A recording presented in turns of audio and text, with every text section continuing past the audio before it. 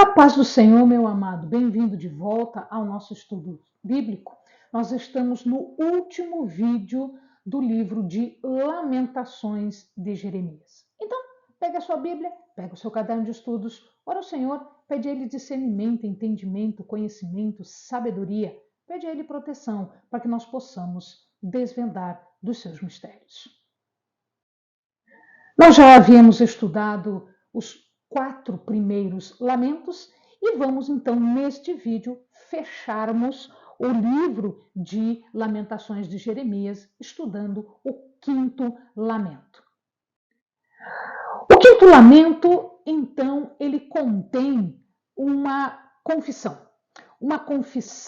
do pecado. Ele contém 18 versos que falam da súplica, que na verdade é uma apresentação de uma oração, de uma súplica e da tristeza que o povo está passando, além de um reconhecimento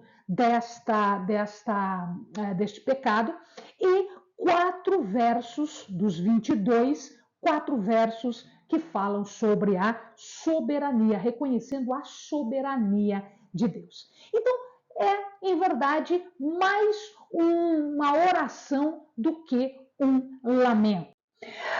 Do verso 1 até o verso 10, o conteúdo é esse arrependimento, essa confissão, na verdade, um pedido de misericórdia.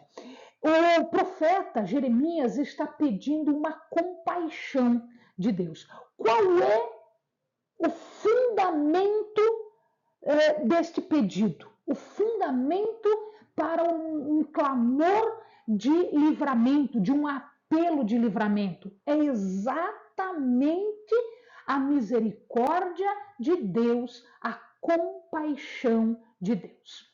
Então, o profeta fala aqui a Deus que, veja, existe uma desgraça, uma opressão, uma tristeza, um sofrimento muito grande que se abateu sobre Jerusalém.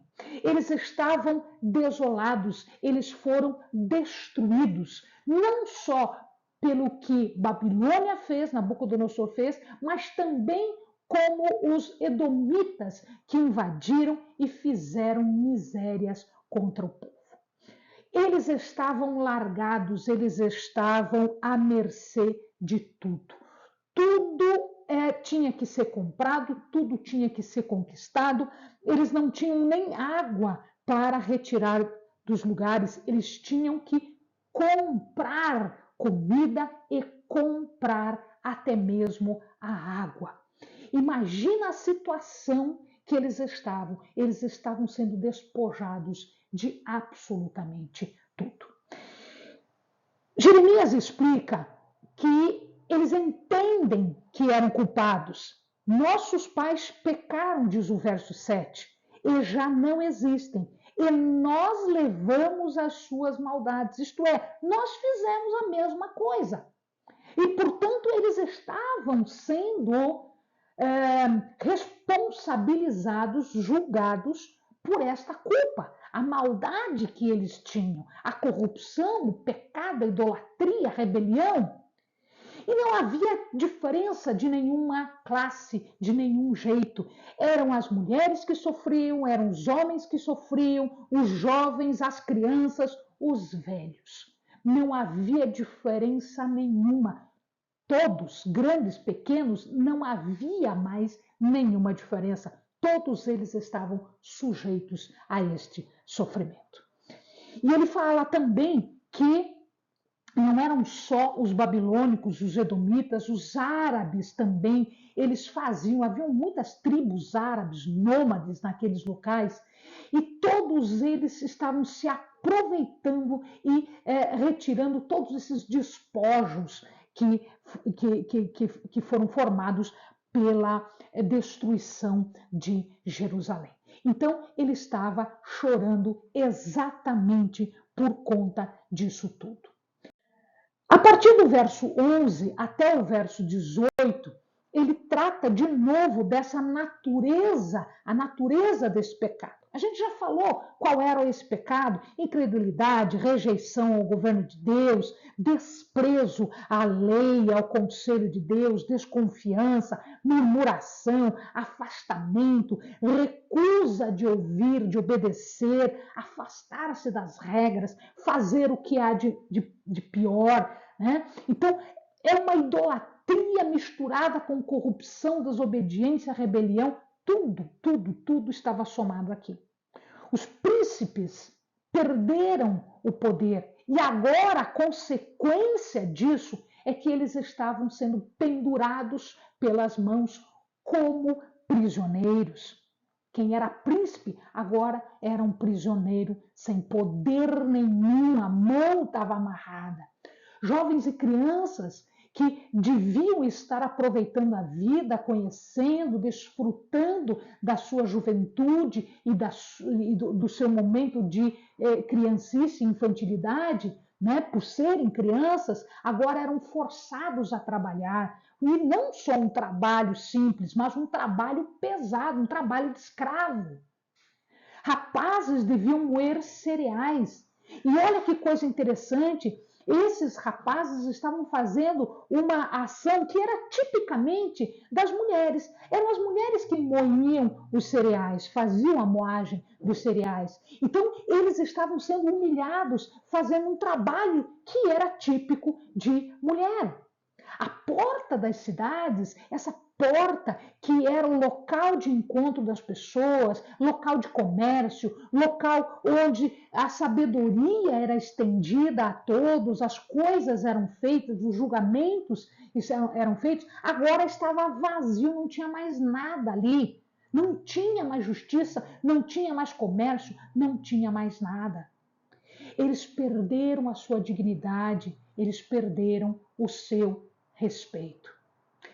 Diz a palavra que eles estavam entregues aos chacais. Chacal é um animal selvagem, é um animal que vive longe da civilização, nos lugares ermos.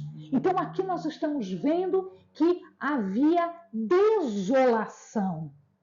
O autor, ai de nós, diz, pecamos. Então ele vai interceder pelo povo, a favor do povo. O verso 19, 20, 21 e 22 trata de um pedido de restauração. É o final do livro, o final do capítulo. Aqui, o fundamento do pedido do autor de Jeremias é que Deus é imutável, Deus é eterno, Deus é estável, Ele não muda, Ele era, é e será sempre igual. Como igual? Fiel, misericordioso, gracioso. Ele respeita a aliança que fez. Mesmo apesar da idolatria, da rebeldia, o povo arrependido, veja, a condição é o arrependimento. Se o povo se arrepende da rebeldia, da idolatria, da corrupção, do dano que eles estavam provocando a si e aos outros, Deus era fiel, imutável, estável, misericordioso. As misericórdias dele, diz, né, no capítulo 2, se renovam a cada manhã. Ele seria misericordioso para dar o perdão para o povo. Ele deseja uma renovação, uma reconciliação, porque ele sabe que Deus tem um plano soberano para o povo. Tu, ó Senhor, reinas eternamente e o teu trono subsiste de geração em geração. Restaura-nos, ó Senhor, a ti, para que retornemos. Renova os nossos dias como dantes.